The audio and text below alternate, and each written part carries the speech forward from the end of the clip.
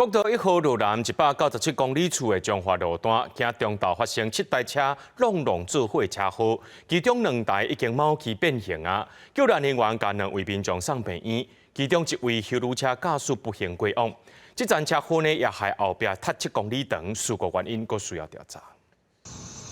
行车记录器翕到车辆行驶伫国道，也毋过外边车道的动货车，疑似无注意路况，往头前对撞一台旅行车，所落来车辆也往头前撞，绿道大架也清楚飞青。救援人员协助赶去现场，将2名受伤的人救出来，其中白色旅行车驾驶无生命体伤，抢救了后宣告死亡。 因为他可能已经夹在车内比较久，所以来的时候已经是上半身都呈现一些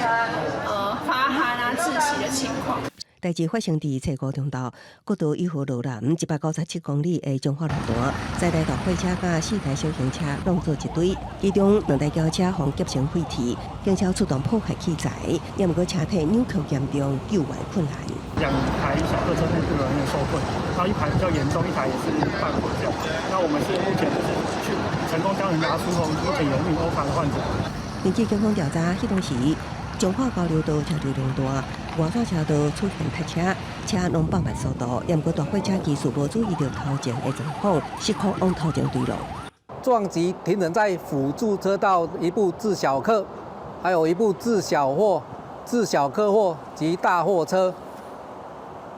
再撞击内侧车道之一部小自客车肇事。 这个事故也造成后壁车流塌7公里，警方也赶紧出动，将车流引导到北林道路，状况伫下昼1点排除。